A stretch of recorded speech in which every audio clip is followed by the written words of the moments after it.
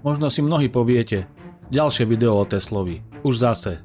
Ale počkajte, toto nie je len ďalšie video, nie je to suchý výpočet jeho životopisu, nie je to zoznam patentov a rokov. Takých videí je na internete veľa. Chcem, aby toto video bolo trochu iné. Aby to bola taká malá sonda nielen do histórie, ale aj do duše človeka. Pretože Nikola Tesla nebol len génius. Bol to človek, ktorý cítil, zlyhával, miloval, určite aj vnútorne trpel. A nakoniec zostal úplne sám. A práve toho človeka som chcel spoznať. Nehovorím, že mám pravdu. Nehovorím, že to viem lepšie ako historici. Ale poviem vám, čo som v ňom našiel. A možno v ňom nájdete aj seba. Poznáte ten pocit, keď vás v škole učia niečo, čo vám nesedí? Keď vám hovoria, že objaviteľom Ameriky bol Krištof Kolumbus a nikto nespomenie, že tam už dávno boli iní. Alebo že Thomas Alva Edison nevynašiel žiarovku, len ju skomercionalizoval. Nie je to chyba učiteľov. Je to chyba systému. Systém nemá rád rebelov.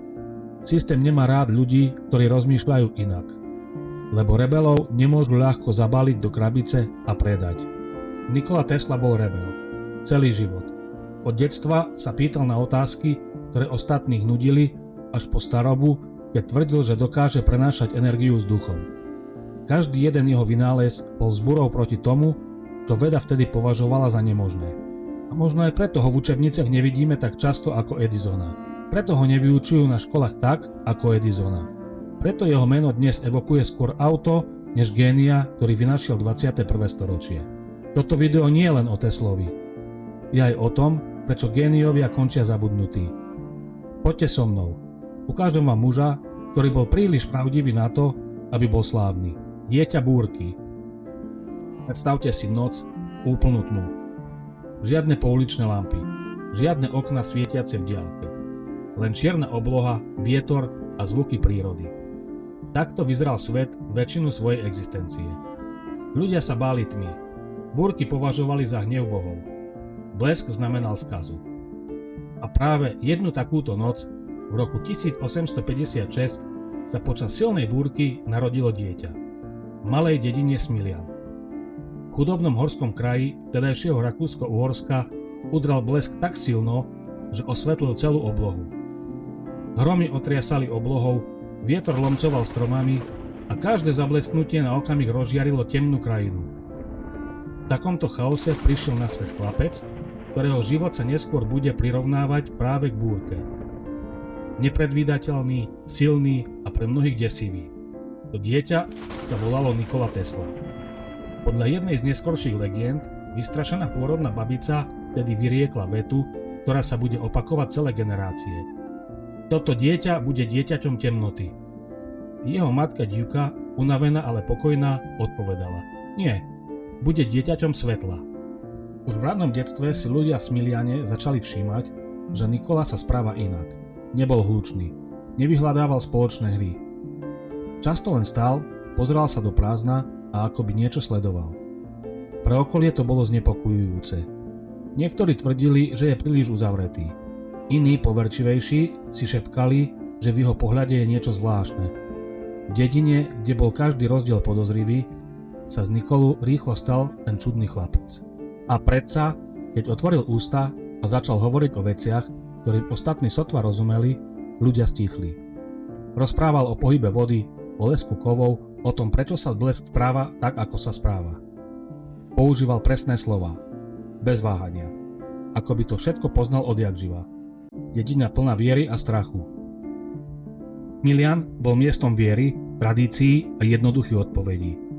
Svetla sa zapínali ohňom, nie vypínačom. Choroby sa vysvetľovali Božou vôľou. A búrky? Tie boli znamením. Nikola si však kládol otázky. Prečo? Ako? Čo ak to funguje inak? Také otázky robili ľudí nervóznymi. Niektorí dospelí ho napomínali. Iní sa mu vysmievali. A našli sa aj takí, ktorí rodičom potajomky odporúčali držať ho na úzde. Škola, miesto, kde sa jeho inakosť ukázala naplno. Keď Nikola Tesla nastúpil do školy, rozdiel medzi ním a ostatnými deťmi sa stal nemožným prehliadnúť. Nie pre výkriky, nie pre neposlušnosť, pre ticho. Pre učiteľov bol spočiatku darom. Pamätal si presne to, čo počul. Vedel riešenie skôr, než bola otázka dopovedaná.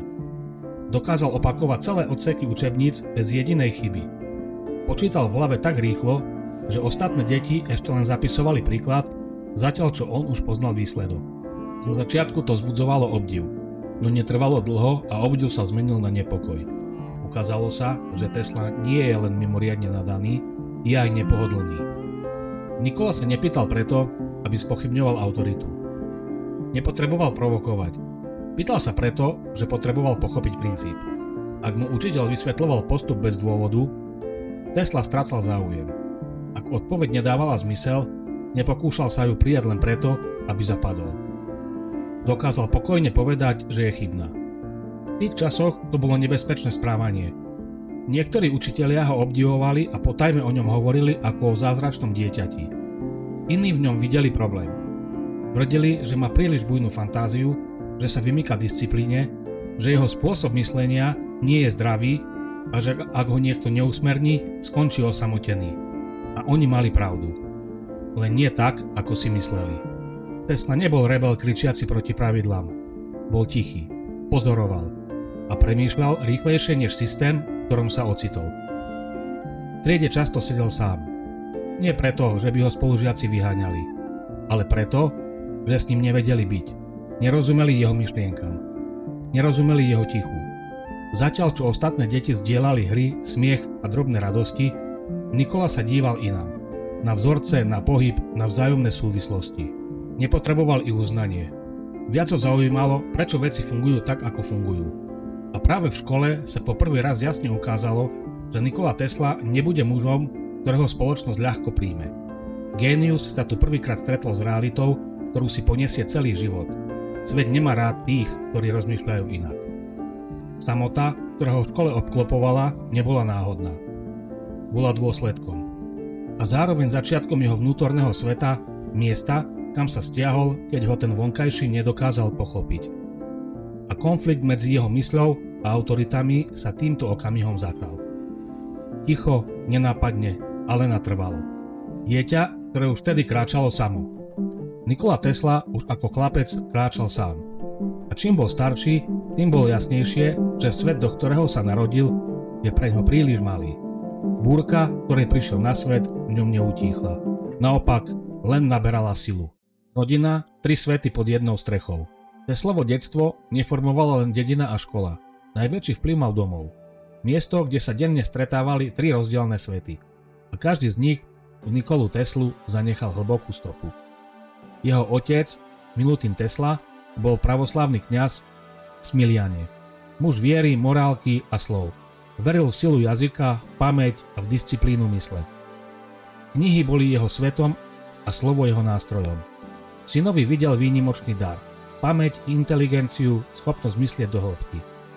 Pre Milutina bolo jasné, kam by mal Nikola smerovať. K viere, k duchovnej dráhe, k službe Bohu.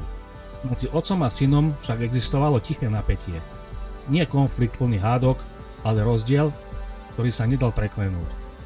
Milutin Nikolu obdivoval, no zároveň sa obával smeru, ktorým sa jeho myseľ uberala. Svet fyziky, strojov a neviditeľných síl mu pripadal chladný a príliš vzdialený duchovným hodnotám. Nikola to cítil. A cítil aj to, že otcové očakávania nie sú jeho vlastnou cestou. Úplným opakom bola jeho matka Georgina Duka Tesla Mandičová. Nemala formálne vzdelanie a predsa mala prirodzený technický talent a mimoriadne praktické myslenie. Vyrábala vlastné náradie, opravovala domáce zariadenia, zjednoduchovala každodennú prácu. Nikola neskôr priznal, že práve od nej zdedil svoj vynálezcovský gén. Kým otec mu dával slova a pravidlá, matka mu dávala pochopenie a dôveru. Rozumela jeho tichu, jeho dlhému premýšľaniu, jeho samote. Nikolu nevidela problémové dieťa. Videla chlapca, ktorý vidí svet inak. Potom z matkinej strany naňho výrazne vplýval aj dedo Nikola Mandič, pravoslávny kňaz pôsobiaci v oblasti Lika. Bol hlboko zakorenený v dedinskom a praktickom svete. Popri viere bol obklopený každodennou realitou, hospodárstvom, náradím, opravami a prácou, ktorá musela fungovať, aby sa dalo prežiť. Malého Teslu predstavoval dedo svet skúseností, svet, kde myšlienka mala hodnotu len vtedy, keď sa dala premeniť na čin, kde sa veci neopravovali slovami, ale rukami. Práve tu sa Nikola učil, že chyba nie je zlyhanie, ale informácia. Že príroda sa dá pochopiť pozorovaním, trpezlivosťou a opakovaním. Nikola tak vyrastal medzi troma svetmi, vierou a slovom otca, tvorivosťou a podporou matky a praktickou realitou deda. Tieto svety sa v ňom nemali spojiť do harmónie, mali vytvoriť napätie. A práve z tohto napätia medzi otcovými očakávaniami, matkinou podporou a dedovou skúsenosťou začala rásť osobnosť, ktorá sa nikdy úplne neprispôsobila. Rodina bola Teslovým útočiskom, ale zároveň prvým miestom, kde pochopil, že bude musieť kráčať vlastnou cestou. Študentské roky, génius, ktorý sa začal rozpadávať. Teslove študentské roky neboli obdobím rastu, ale prvým veľkým stretom génia s vlastnými limitmi. Jeho cesta sa začala na Technickej univerzite v Grácii. Tam nastúpil s obrovskými ambíciami. Spočiatku patril medzi najlepších študentov. Ohromoval profesorov pamäťou, rýchlosťou myslenia a neúnavnou pracovnou disciplínou. Štúdium sa pre neho stalo posadnutosťou. Spával minimum, pracoval do noci a veril, že vôľa a tvrdá práca dokážu poraziť akékoľvek obmedzenia. Práve tu sa však prvýkrát ukázalo, že jeho extrémny prístup má svoju cenu. Vyčerpanie, konflikty a nervový kolaps ho napokon prinútili školu opustiť bez diplomu. Nasledovalo obdobie izolácie v Maribore. Bez školy, bez titulu a bez jasného smeru sa Tesla ocitol sám so svojimi myšlienkami. Bol to čas pádu, choroby a samoty, ale aj tichého dozrievania. Navonok pôsobil zlomený, no vo vnútri jeho mysl pracovala ďalej. Krátkou, no významnou zastávkou bola Praha, kde Tesla neoficiálne navštevoval univerzitné prednášky. Hoci nebol riadne zapísaný, stále hľadal poznanie. Už nebol klasickým študentom, no ešte sa nestal hotovým tvorcom. Pohyboval sa medzi svetom akademickým a vlastnou osamelou cestou mimo systému. Skutočný zlom prišiel až v Budapešti, kde získal prvé praktické skúsenosti v oblasti telekomunikácií. Práve tu sa jeho vnútorný svet začal spájať s realitou. Myšlienky, ktoré sa v ňom roky hromadili, sa začali meniť na vízie. Nie v školských hlaviciach, ale v tichých chvíľach premýšľania sa v jeho mysli začali rodiť princípy, ktoré neskôr zmenia chápanie elektriny. Študentské roky sa tak neskončili diplomom, ale s rodom nezávislej mysle. Tesla pochopil, že jeho miesto nie je v systéme, ktorý meria úspech titulmi, ale v samote, sústredení a odvahe myslieť inak. Tesla sa stretáva s čarodejníkom z Menlo Parku. Keď Nikola Tesla v roku 1884 vystúpil z lode v New Yorku, mal pri sebe len zopár osobných vecí, v hlave desiatky nápadov a vo vrecku podľa niektorých správ iba pár centov. Amerika ho privítala chaosom, hlukom a rýchlosťou, ktorú dovtedy nepoznal. Bol to svet, kde sa peniaze míňali rýchlejšie než myšlienky. A mená sa rodili v továrniach, nie v knihách. Tesla mal v ruke odporúčací list adresovaný mužovi, ktorého meno vtedy znelo takmer mýticky. Thomas Alva Edison. Amerike ho volali čarodejník z Menlo Parku. Bol to muž, ktorý sľuboval svetlo pre celý svet. Muž s viac než 1000 patentov. Muž, ktorý vedel zaujať investorov, novinárov aj verejnosť. Edison nebol teoretik. Bol praktický, tvrdý a nekompromisný. V jeho dielniach sa pracovalo rýchlo. Efektivita bola dôležitejšia než elegancia riešení. Keď Tesla konečne pred Edisona predstúpil, stretli sa dva úplne odlišné svety. Jeden muž staval vynálezy pokusom a omylom, druhý ich stával najskôr v hlave do poslednej skrutky. Edison Teslu prijal. Potreboval inžinierov a Tesla potreboval prácu. Pracovné tempo bolo drsné. Dni splývali s nocami. Tesla opravoval Edisonom vyvinuté generátory, zvyšoval ich účinnosť, riešil problémy, ktoré iní považovali za neriešiteľné. Podľa dobových spomienok dokázal za krátky čas vylepšiť celý systém, na ktorom Edisonová firma zarábala $1000. Podľa Teslových neskorších spomienok mu Edison sľúbil vysokú odmenu, ak sa mu to podarí. Údajne to bolo až $50,000, čo je na dnešnú dobu okolo $1,8 milióna. Tesla úlohu splnil. Keď si však prišiel po peniaze, Edison mu údajne povedal, že to bol len vtip. Že Američanom treba rozumieť. Historici dodnes nevedia, či sa to naozaj stalo takto, alebo ide o príbeh, ktorý časom zosilnil. Jedno je však isté. Tesla od Edisona odišiel bez peňazí a s hlbokým rozčarovaním. V tej chvíli sa niečo zlomilo. Tesla pochopil, že nestojí len pred osobným konfliktom. Stojí pred stretom dvoch filozofií. Edison veril v jednosmerný prúd, systémy, ktoré sa dali ľahko kontrolovať a predávať. Tesla už vtedy videl budúcnosť v triedavom prúde. Elegantnom riešení, ktoré by dokázalo prenášať energiu na veľké vzdialenosti. Edison nebol muž vízií, bol muž trhu. Tesla nebol muž trhu, bol muž budúcnosti. Krátke partnerstvo sa skončilo. Bez dramatického výkriku, bez rozlúčky. Tesla jednoducho odišiel. Bez peňazí, opäť sám. No tentoraz si so sebou niesol niečo nové. Presvedčenie, že svet sa bude musieť rozhodnúť, komu uverí. Čarodejníkovi z Menlo Parku alebo mužovi, ktorý videl elektrinu ako jazyk prírody. Toto stretnutie nebolo koncom. Bolo začiatkom vojny prúdov. Liberty Street, génius na dne mesta. Keď Nikola Tesla odišiel od Edisona, zostal úplne sám. Bez práce, bez peňazí, bez podpory. Amerika, ktorá ho mala privítať ako krajina príležitosti, sa k nemu obrátila chrbtom.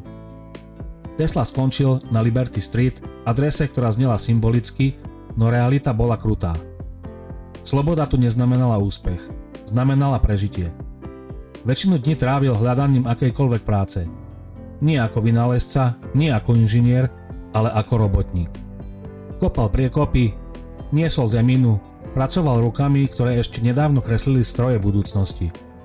Nikto nevedel, kto je. Nikto sa nepýtal, čo má v hlave. Večery trávil v skromnej izbe sám so svojimi myšlienkami. Nemal laboratórium, nemal nástroje. Mal len predstavivosť. A práve v týchto chvíľach, tichu, v únave, ponížení, sa jeho myseľ začala sústreďovať ostrejšie než kedykoľvek predtým.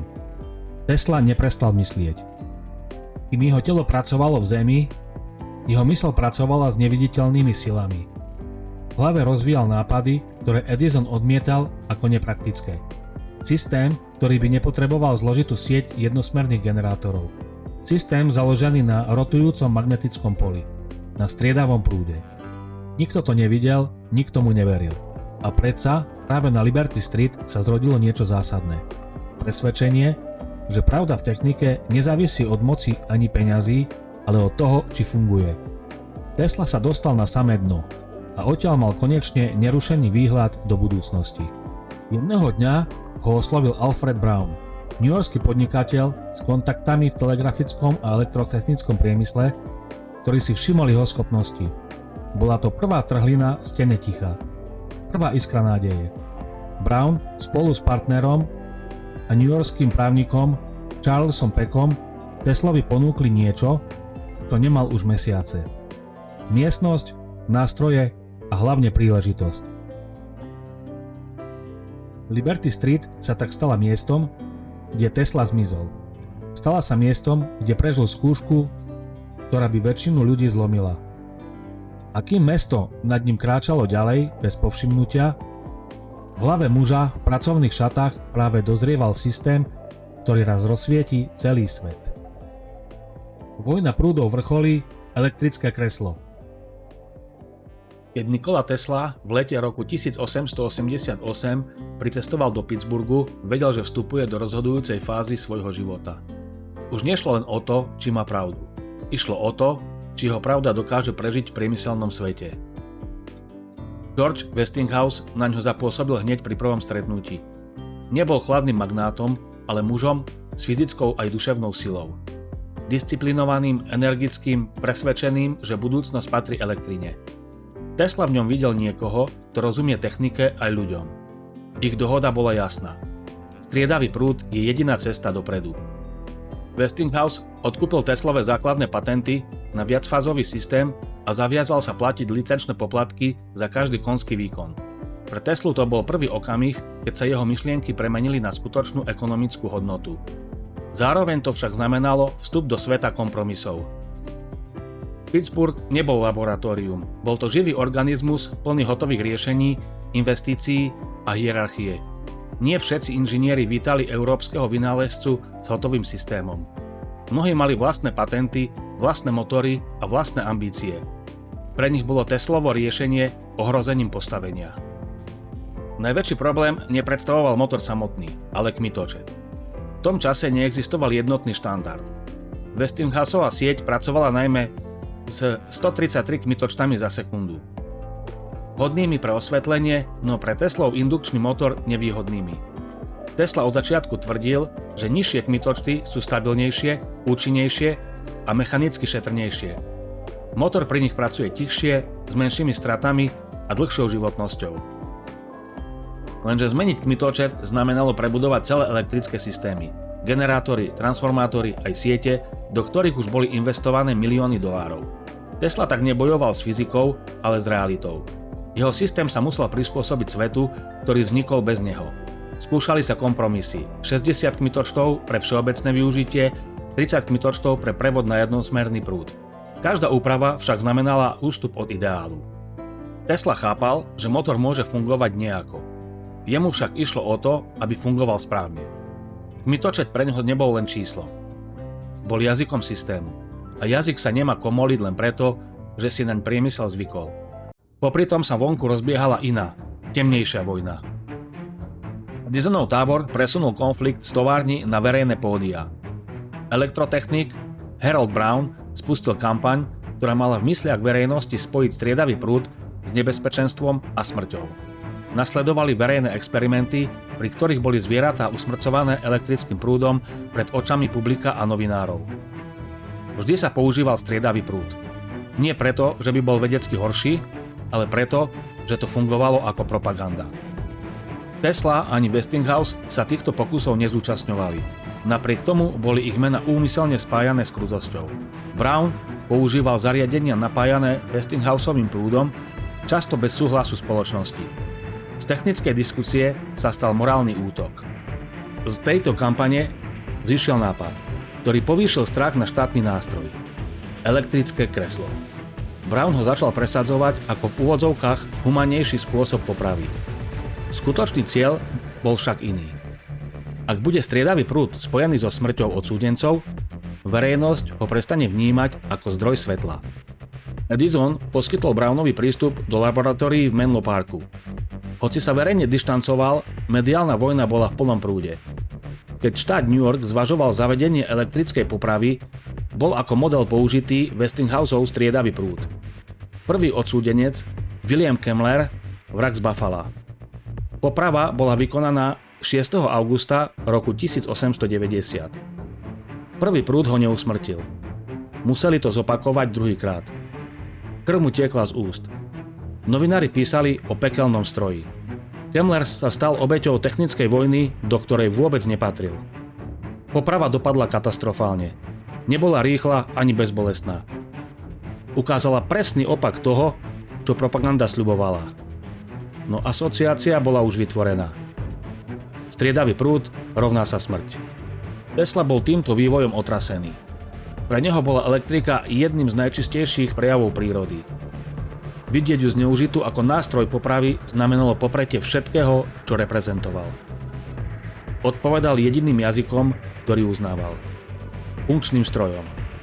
Indukčným motorom, ktorý pracoval ticho, bez iskier, bez násilia. Na otázku o elektrickom kresle odpoveda: elektrina nezabíja, neznalosť zabíja a strach zabíja. Pittsburgh sa stal miestom ostrého kontrastu. Na jednej strane presná technická práca, kompromisy, únava a pomalý pokrok. Na druhej strane novinové titulky, zabíjanie zvierat a strach ako politický nástroj. Indukcie v Pittsburghu neboli vyvrcholením Teslovej cesty. Boli krízovou skúškou.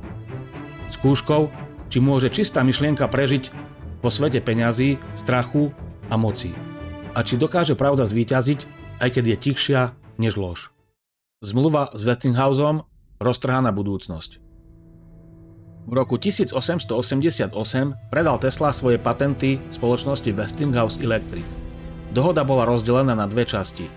Okamžitú platbu $5000 v hotovosti a 150 akcií spoločnosti v hodnote $55,000. Spolu $60,000, ale hlavne zmluvu o licenčnom poplatku $2,5 za každú konskú silu striedavého prúdu, ktorú Westinghouse predal. To bolo niečo úplne iné. Táto zmluva by ho časom urobila jedným z najbohatších ľudí na svete, možno prvým miliardárom v histórii. V roku 1890 však Westinghouse zápasil s finančnými problémami po panike z roku 1890 a tvrdých patentových vojnách s Edisonom. Povedal mu, že ak neustúpi z honorárov, firma skrachuje. Tesla sa zamyslel a potom urobil niečo, čo by nikto iný nespravil. Vytiahol zmluvu a pred Westinghouseom ju roztrhal. Rôzne zdroje uvádzajú rôzne roky, kedy k tomu došlo. Od roku 1890 až po rok 1907. Jedno je však isté. Tesla sa vzdal obrovského bohatstva a povedal: už mi nikdy nehovor o peniazoch. Tesla zostal chudobný, ale s čistým svedomím. Svojím činom zachránil spoločnosť Westinghouse a umožnil víťazstvo striedavého prúdu nad jednosmerným prúdom Thomasa Edisona. Bol to moment, ktorý ho definoval. Génius, ktorý nechcel byť boháčom. Falošní vynálezcovia. Koncom 80. rokov 19. storočia sa svet zmenil. Elektrina sa stala novým zázrakom. Niečím, čomu ľudia chceli veriť skôr, než tomu porozumieť. Vynález už nebol len výsledkom práce v laboratóriu. Stal sa predstavením. Najmä v Európe, predovšetkým v Paríži, sa technický pokrok presunul zo stolov vedcov na pódia. Salóny, výstavy a verejné demonštrácie zaplnili muži, ktorí hovorili jazykom vedy, no často bez jej obsahu. Nešlo o to, čo funguje. Išlo o to, čo znie presvedčivo. V tomto prostredí sa darilo postavám, ktoré dnes pôsobia skôr ako varovanie, než ako inšpirácia. Objavili sa vynálezcovia, ktorí sľubovali energiu v pilulkách, stroje bez paliva či pohyb bez odporu. Jedným z nich bol Gaston Balmer, ktorý tvrdil, že vyrobil elektrické tabletky. Malé pilulky, schopné po prehltnutí dodať telu silu. Neboli za nimi merania, len efektné slova a dôvera publika, ktoré chcelo veriť na skratky zázraku. Podobne pôsobil Walter Hohenau, ktorý prezentoval benzínový generátor, sľubujúci vyriešenie energetických problémov sveta. Investori platili, noviny písali, no dôkazy neprichádzali. Keď sa pýtali, odpoveď bola vždy rovnaká. Technológia je príliš nová, spoločnosť jej ešte nerozumie. Najextrémnejším príkladom ducha doby bol Viktor Lustig, nevedec, neodborník, no majster presviečania.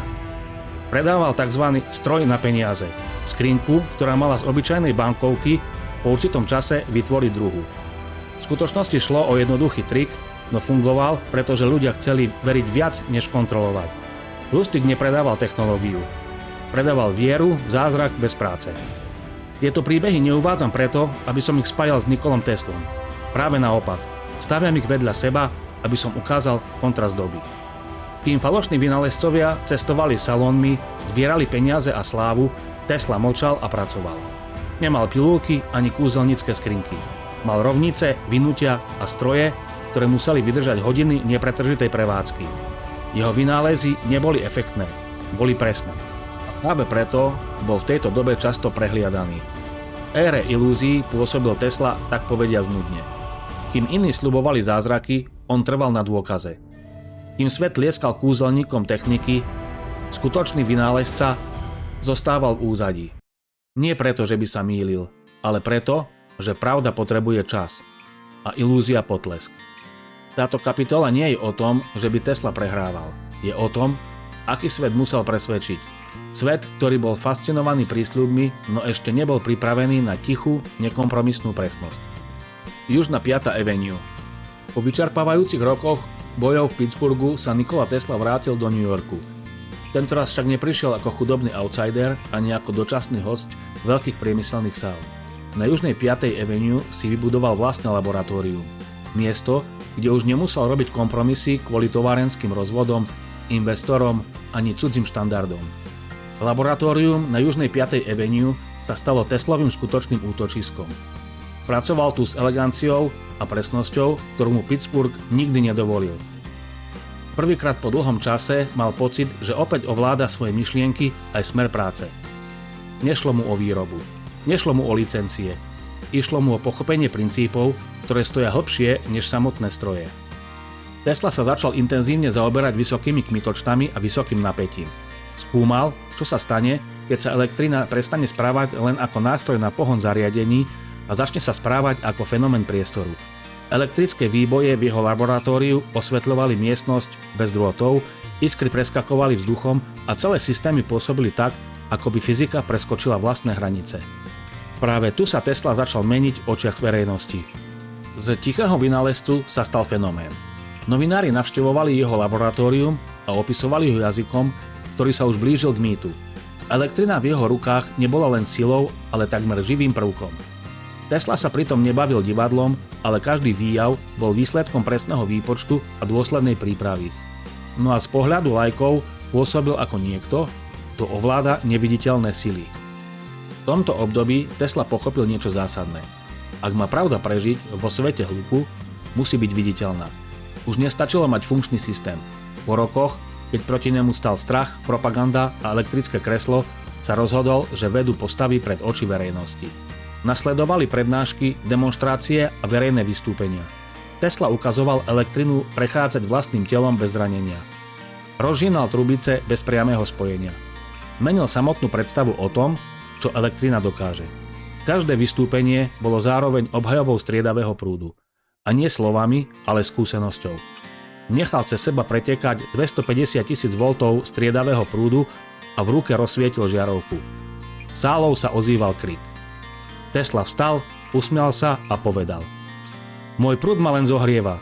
Edisonov jednosmerný prúd by ma zabil. Vojna prúdov sa vyhrala v laboratóriu, na súdoch aj v novinách. Ale stálo to Teslu veľa nervov. Zároveň sa však ukazovala aj temná stránka tohto úspechu. Tesla sa čoraz viac vzdialoval praktickému svetu. Menej sa staral o patenty, menej o obchodné dohody. Bol pohútený víziou, že objavil nový jazyk prírody, ktorý je väčší než priemysel, väčší než Westinghouse, väčší než vojna prúdov. Južná 5. Avenue sa tak stala miestom paradoxu. Na jednej strane tu Tesla dosiahol vrchol tvorivej slobody a spoločenského uznania. Na druhej strane sa tu začal rodiť človek, ktorý sa postupne oddeloval od reality, ktorej budú jeho vynálezy musieť existovať. Z chladného inžiniera sa stával prorok. Svetová výstava v Chicagu. Rok 1893. 400 rokov od objavenia Ameriky. Svetová výstava v Chicagu, Columbian Exposition. Mala byť oslavou ľudského pokroku, ale mala jeden problém. Nemala elektrínu. Kto rozsvieti výstavu? Edison sa uchádzal so svojím jednosmerným prúdom.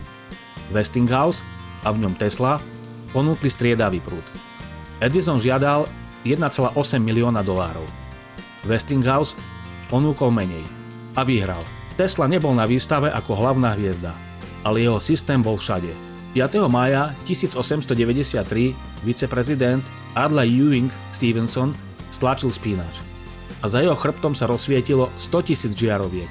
Žiadne blikanie, žiadne výpadky, len čisté biele svetlo. Tesla stal v tieni, pozeral sa a povedal: Toto je môj triumf. Chicago 1893 znamenalo koniec vojny prúdov. Striedavý prúd sa stal oficiálnym víťazom. Niagarské vodopády, víťazstvo, ktoré rozsvietilo svet. Od detstva, keď ako chlapec v Smiliane uvidel fotografiu Niagarských vodopádov, snil o tom, že ich silu jedného dňa využije. V roku 1893 sa mu tento sen konečne začal naplňať. Medzinárodná Niagara komisia, ktorej šéfoval Lord Kelvin, kedysi odporca striedavého prúdu, vyhlásila súťaž na projekt elektrárne.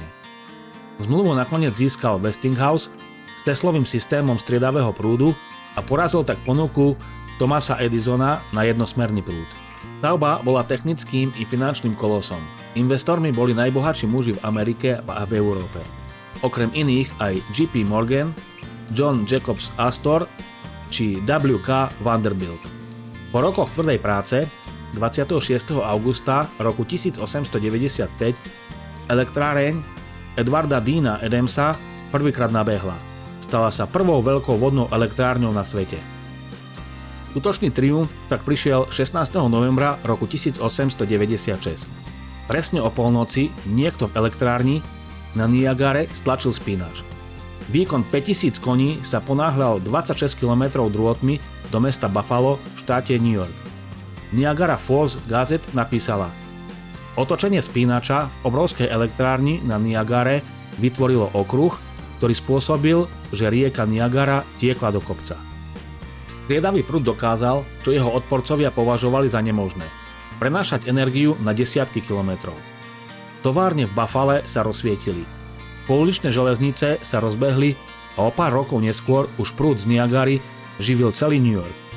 Dokonca aj Edisonové systémy sa potichu prerábali na Teslov systém. Vo svojom slávnom prejave pri otvorení elektrárne 12. januára 1897 Tesla povedal: Pamätník pri Niagare má niečo zvláštne, čo je v súlade s našimi súčasnými myšlienkami a tendenciami. Je to pamätník hodný nášho vedeckého veku, skutočný pamätník osvety a mieru. Znamená podrobenie prírodných síl službe človeka, ukončenie barbarských metód a oslobodenie miliónov od nedostatku a utrpenia. Víťazstvo na Niagare položilo základ elektrifikácii moderného sveta a táto historická budova elektrárne je dnes národnou historickou pamiatkou. Na Goat Islande priamo nad vodopádmi stojí Teslova bronzová socha ako nemý svedok tohto veľkého triumfu. Vynálezy, ktoré predbehli dobu. Keď Tesla po Chicagu v roku 1893 konečne získal slávu a dôveru investorov, neuspokojil sa s motorom na striedavý prúd. Naopak, rozbehol sa na plné obrátky. Nasledujúcich 7 rokov bolo jeho najplodnejším obdobím. Len pre vašu predstavu. Nikola Tesla mal počas svojho života viac než 300 patentov po celom svete. Od brazílskych džunglí až po ruské cárske úrady. Niektoré vynálezy nikdy neboli postavené. Iné predbehli dobu o celé 10 ročia. Teraz si ukážeme niektoré z nich. Tie, ktoré zmenili svet. A jeden, ktorý možno zmenil iba Teslovú hlavu. Tu sú jeho najdôležitejšie vynálezy. Tie, ktoré zmenili svet, aj tie, ktoré boli príliš ďaleko na to, aby ich vtedy niekto pochopil. Elektromotor na striedavý prúd. Zrod myšlienky. Tesla mal 26 rokov. Práve prežil jedno z najtemnejších období svojho života. Nervový kolaps po zlyhaní v Gráci, útrapy v Maribore, bezcielne blúdenie. Teraz pracoval v telegrafnej ústredni v Budapešti. Nenápadná práca, nenápadný život, ale v jeho hlave to vrelo. Celé týždne sa mu v mysli preháňala jedna myšlienka. Ako využiť striedavý prúd na pohon motora? Profesor v Gráci povedal, že je to nemožné. Edison povedal, že je to zbytočné. Ale Tesla vedel, že odpoveď existuje. Len ju ešte nevidel. Jedného popoludňa sa vybral na prechádzku s kolegom po mestskom parku. Slávna prechádzka a Teslovo zjavenie sa odohrali vo februári roku 1882 v mestskom parku v Budapešti. Zapadalo slnko. Tesla recitoval Goetheho báseň o slnku, ktoré odchádza a vracia sa. Slnko ustupuje, deň sa skončil. Ponáhľa sa ďalej nový život hľadať. Ach, že nemôžem zlietnúť zo zeme. Nasledovať ho. Za ním sa vzpínať. A zrazu sa zastavil. V hlave uvidel niečo, čo dovtedy nikto nevidel. Rotujúce magnetické pole. Nie ako vzorec, nie ako náčrt, videl ho celý. V 3 rozmeroch, živý, točiaci sa. Videl drôty, cievky, prúd, ktorý mení smer presne vtedy, keď treba. Videl motor bez kefiek, bez iskrenia, bez opotrebenia. Ľakol si na zem a vetvičkou kreslil do piesku schému.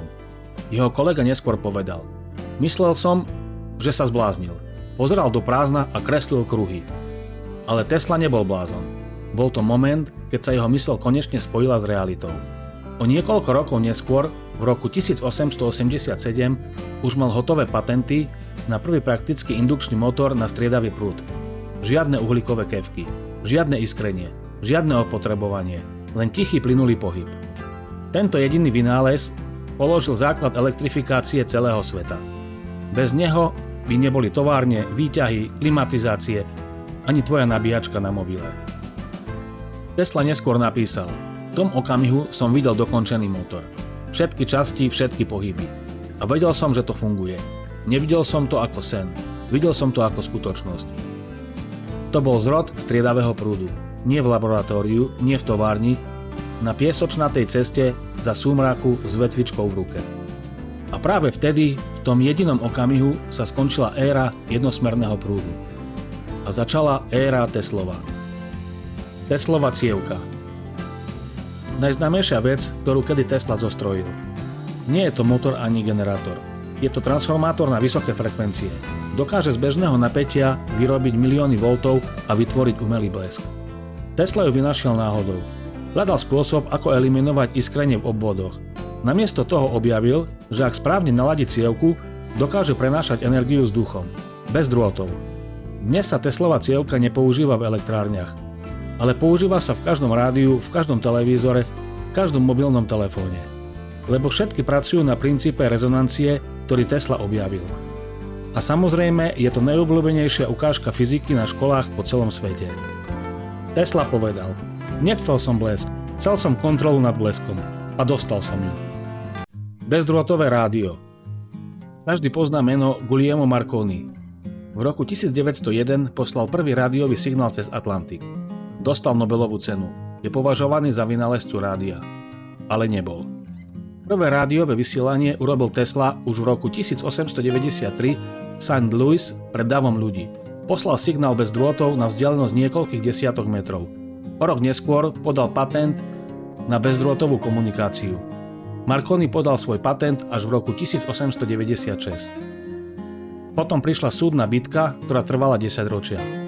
V roku 1943, niekoľko mesiacov po Teslovej smrti, americký najvyšší súd rozhodol. Teslové patenty sú staršie a platné. Marconiho sláva bola založená na Teslovej práci. Prečo to nikto nevie? Pretože Marconi bol lepší obchodník a Tesla bol príliš unavený na ďalšiu vojnu. Diaľkové ovládanie. Rok 1898. New York, Madison Square Garden. Tesla predviedol niečo, čo vyzeralo ako mágia. Postavil malú kovovú loďku, asi meter dlhú. Na brehu stal s krabičkou. Stlačil gombík, loďka sa pohla. Stlačil iný gombík, loďka zatočila. Zapol svetla na palube. Žiadne drôty, žiadne vesla, žiadna posádka. Dav neveril vlastným očiam. Niektorí kričali, že je to čarodejníctvo. Iní, že v loďke je opica alebo trpaslík. Tesla otvoril loďku a ukázal prázdnu. Bol to prvý rádiom riadený model na svete. Predchodca všetkých dronov, všetkých diaľkovo ovládaných zariadení, všetkých moderných rakiet. Tesla povedal: toto nie je hračka. O 50 rokov budú ľudia ovládať stroje na diaľku z druhej strany planéty. A mal pravdu. Vylepšený transformátor. Transformátor nebol Teslov vynález. Prvé verzie existovali už pred ním. Ale Tesla ho zdokonalil tak, že sa stal použiteľný pre celé mestá. Jeho transformátor dokázal zmeniť napätie striedavého prúdu na ľubovoľnú hodnotu. Nízku na použitie v domácnostiach, vysokú na prenos na stovky kilometrov. Bez transformátora by striedavý prúd nemal žiadnu výhodu. Dnes je transformátor v každej elektrickej sieti, v každej nabíjačke, v každom zariadení, ktoré pripájate do zásuvky. Tesla to videl od začiatku. Povedal: jednosmerný prúd je ako voda tečúca potokom. Rýchlo sa minie. Striedavý prúd je ako voda v oceáne. Môžete ju prečerpať kamkoľvek. Blinkre a neonky. Na výstave v Chicagu v roku 1893 Tesla nepoužil klasické žiarovky. Použil plynom naplnené trubice, ktoré svietili rôznymi farbami. Boli to prvé neonové svetlá na svete. Nikto pred ním nevedel, že elektrický prúd prechádzajúci plynom vytvára farbu. Tesla experimentoval s rôznymi plynmi. Neónom, argónom, héliom. Zistil, že každý plyn svieti inak. Dnes sú neónové reklamy, displeje a LED technológie priamymi potomkami Teslovho objavu. On to vtedy robil len pre zábavu. Pretože to vyzeralo krásne. Generátory na Niagare, technické srdce Ameriky. Technicky to nie je vynález, ale aplikácia jeho systému. No bez Teslovho viacfázového striedavého prúdu by to nebolo možné. V roku 1895 spustili na Niagare prvé veľké alternátory. Každý mal výkon 5000 koní. Spolu poháňali továrne v meste Buffalo vzdialenom 30 km. Žiadne uhlie, žiadna para, žiadny dym. Len voda a drôty.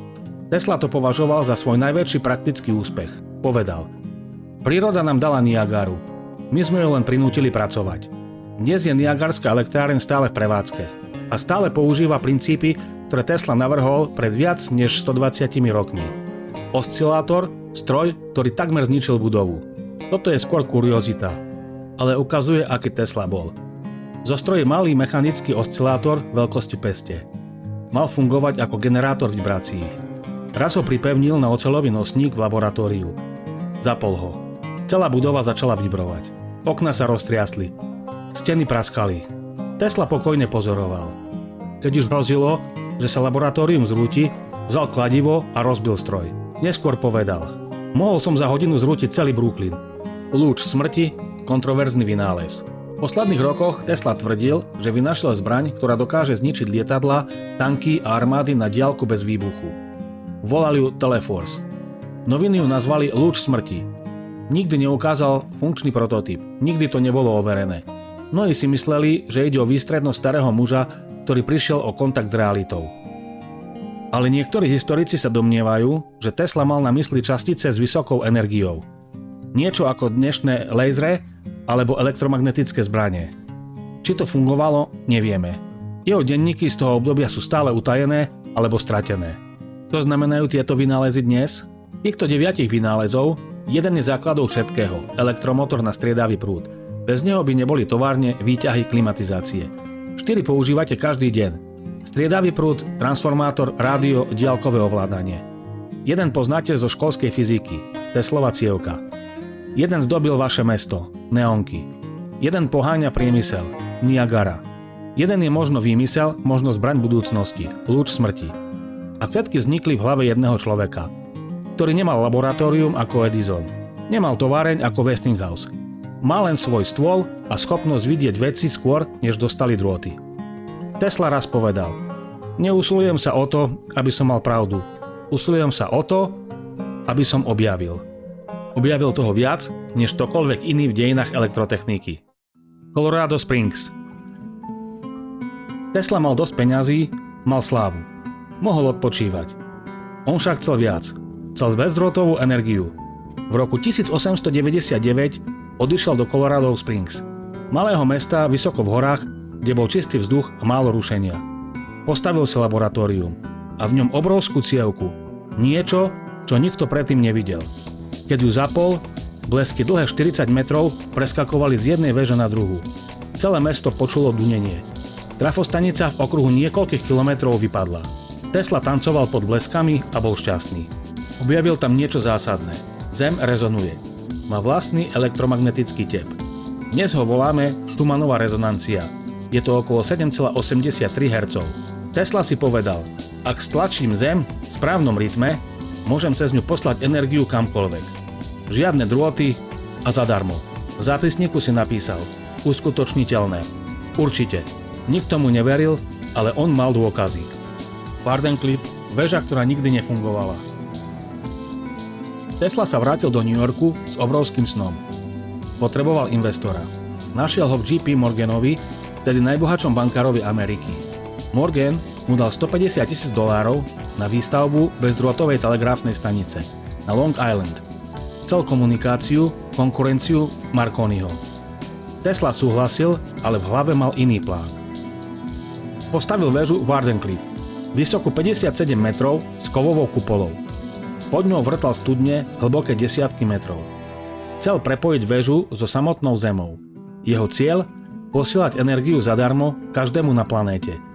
Žiadne drôty, žiadne elektromery, len čistá, neobmedzená sila. Keď to Morgan zistil, zastavil financie. Bol to bankár, nie filantrop. Povedal: ak je energia zadarmo, kde mám dať elektromer? Tesla ostal s polorozostávanou väžou a dlhmi. V roku 1906 sa stavba zastavila. O niekoľko rokov väžu zbúrali. Nikdy nebola dokončená. Tesla sa z toho zlyhania nespamätal. Pád a samota. Posledných 30 rokov Teslovho života boli pomalým pádom. Nemal peniaze, nemal laboratórium, už nebol celebrita. Noviny o ňom písali ako o zabudnutom géniovi, ak vôbec písali. Od roku 1933 až do svojej smrti býval v hoteli New Yorker na 33. poschodí v izbách číslo 3327 a 3328. Hovorí sa, že to nebola náhoda. Že toto číslo malo podľa neho symbolický význam. No či to bola pravda, alebo len Teslova posadnutosť číslami, dnes už nikto nevie.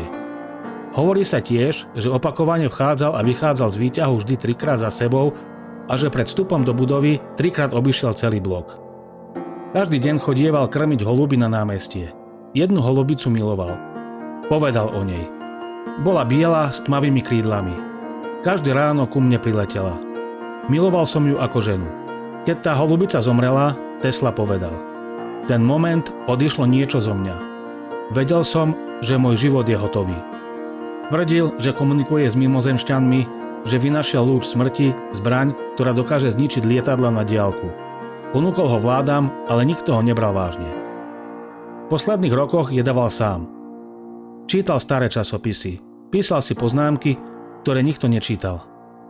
Zomrel 7. januára 1943. Izbová slúžka ho našla v posteli. Nemal pri sebe nikoho. O 2 dní neskôr FBI zabavila všetky jeho dokumenty. Niektoré strany sú dodnes začiernené. Tajné projekty, FBI a veda, ktorá zmizla. Po Teslovej smrti v roku 1943 uprostred druhej svetovej vojny sa začína druhá tzv. Kapitola jeho života. Kapitola, ktorá nie je o tom, čo vynašiel, ale o tom, čo sa s jeho vynálezmi stalo po jeho smrti. Vtedy vznikli najdivokejšie konšpiračné teórie, ktoré ho spájajú s atomovou bombou, lietajúcimi taniermi a dokonca aj s cestovaním v čase. Nie je to veda, je to mýtus, ale fascinujúci. Tesla a projekt Manhattan naozaj pracoval na atomovej bombe? Jedna z najtrvácnejších teórií hovorí, že Tesla bol tajne súčasťou projektu Manhattan, programu, ktorý vyvinul prvú atomovú bombu. Pravda je jednoduchá. Nie, nebol. Tesla zomrel v januári roku 1943 v čase, keď projekt Manhattan len začínal naberať reálne kontúry. Jeho meno sa v žiadnych vládnych dokumentoch neobjavuje. Odkiaľ sa teda vzala táto teória? Z toho, že Tesla neustále tvrdil, že rozštiepil atóm už v roku 1930, dávno predtým, než to dokázali iní fyzici. Nikto tomu neveril. Ale keď sa o niekoľko rokov neskôr objavila atomová bomba, niektorí si povedali: Tesla to vedel prvý. Možno na tom aj pracoval. Dnes vieme, že jeho predstava rozštiepenia atómu bola skôr poetická než vedecká. Kufríky, ktoré zmizli. Toto však nie je mýtus. Teslové dokumenty po jeho smrti naozaj zmizli. Tesla zomrel v izbe 3327 hotela New Yorker. Jeho synovec Sava Kosanovič, ktorý bol zároveň veľvyslancom Jugoslávie v USA, dorazil na miesto krátko po smrti. Neskôr tvrdil, že niektoré papiere, vrátane čierneho zošita, označeného slovom government, už chýbali.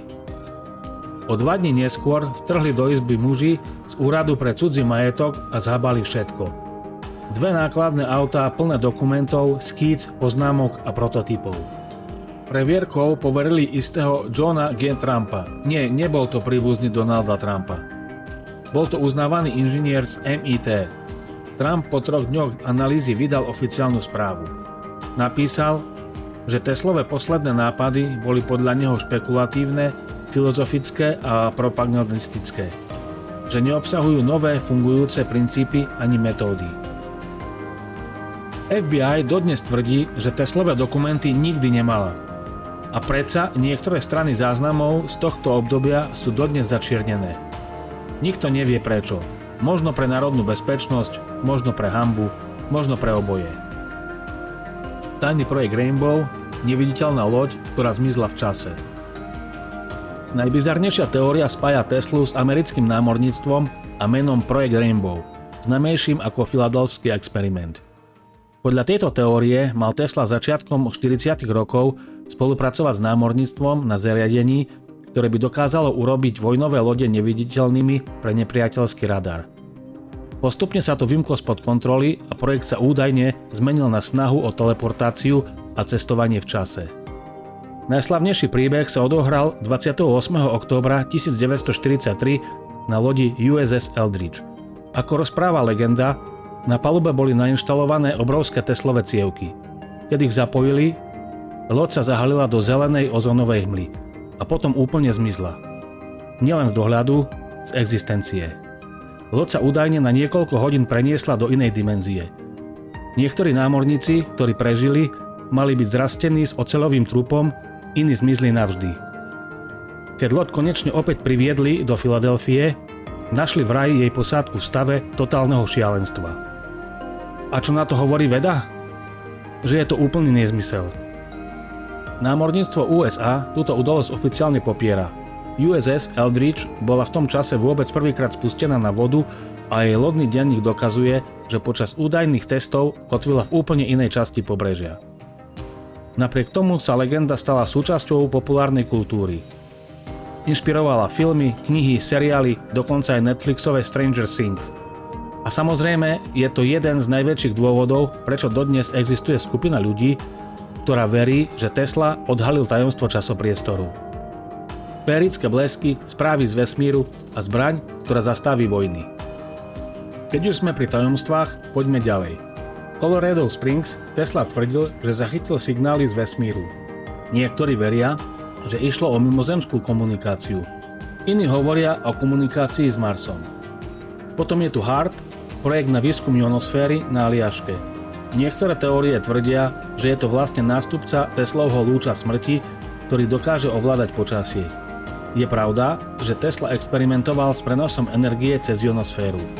Jeho predstava však bola mierová, bezdrôtová energia pre všetkých, nie zbraň. A čo lúč smrti? Ten si Tesla vymyslel sám. V 30 rokoch to bola jeho posledná nádej, ako získať peniaze a pozornosť. Cestoval po novinových redakciách, rozprával o tejto zbrani, rozdával rozhovory. Nikdy však nikomu nič neukázal. Nikdy nepredviedol prototyp. A predsa, keď po jeho smrti zmizli dokumenty, okamžite sa začalo šepkať, že práve v nich je schéma tejto zabudnutej zbrane. Že ju vláda tajne využíva dodnes. Pravda alebo výmysel? Vydajme sa teraz na trochu inú cestu. Na tú hranicu, kde sa pravda mieša s výmyslom a fakty s túžbou veriť. Časť týchto teórií vznikla preto, že Tesla v starobe skutočne zašifroval svoje poznámky. Skutočne rozprával bláznivé príbehy o mimozemšťanoch, lúčoch smrti a vesmírnej energii. Skutočne bol paranoidný a uzavretý. A po jeho smrti skutočne zmizla časť jeho dokumentov. To nie je konšpirácia. To je fakt. Americká vláda sa v roku 1943 skutočne zaujímala o jeho výskum. Druhá svetová vojna bola v plnom prúde a vláda hľadala každú možnú technologickú výhodu. Teslové poznámky, tie pravé, aj tie domnelé, sa stali predmetom záujmu. Lenže realita je oveľa nudnejšia než legendy. Teslové nápady z roku 1940 boli staré, nefunkčné a často nevedecké. Preto s nimi neurobil nič ani projekt Manhattan, ani americká armáda. Ale ľudia potrebujú záhady. Potrebujú veriť, že niekto mal odpoveď na všetky otázky sveta a že tá odpoveď bola záhadne odstránená tesne predtým, ako ju mohol dostať celý svet. A Tesla je na to ako stvorený. Večne niekde medzi géniom a bláznom, medzi svetlom a bleskom. Chceš tomu veriť? To už je na tebe. Ale jedno je isté.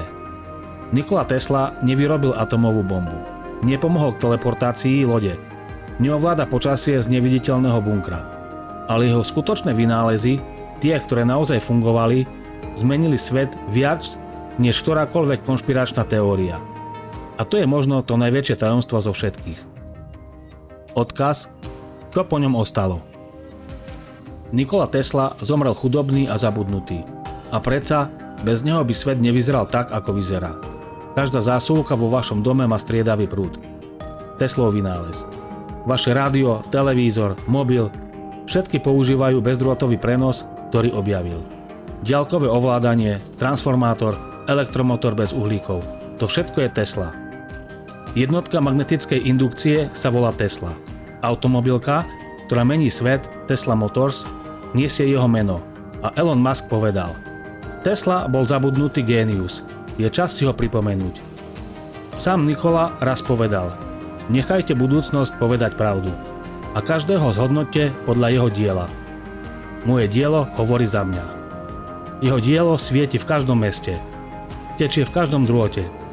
A jeho myšlienka, že energia má byť zadarmo pre všetkých, ešte nebola naplnená. Možno príde niekto po ňom. Takže čo si z toho odniesť? Že Tesla bol génius? To viete. Že vynašiel striedavý prúd? To tiež. Ale tu je niečo dôležitejšie. Tesla bol rebel. A svet rebelov neznáša, kým rebel nezmení svet. Potom ho po smrti oslavuje, ale kým žije, nechá ho padať. Preto sa o Teslovi v škole tak málo hovorí. Preto nemá vlastnú kapitolu v učebniciach. Lebo systém nechce, aby ste boli ako on. Nezávislí, neposlušní, vášniví. Systém chce poslušných, ktorí veria len učebniciam. Ale vy ste tu. Pozerajte video o mužovi, ktorý kopal kanály, roztrhal miliónovú zmluvu a zomrel s holubmi. A predsa zmenil svet. Keby ste sa raz mali stať v živote niekým, staňte sa Teslom. Nie Edisonom, lebo Edison len zbohatol, ale Tesla dal svetu svetlo. A svetlo je zadarmo. Ďakujem, že ste vydržali dopozerať video až do konca. Ak sa vám video páčilo, dajte prosím like, odber a ak môžete, zdieľajte toto video. Nech sa dostane aj k ostatným. Ďakujem ešte raz a majte sa krásne. Ahojte.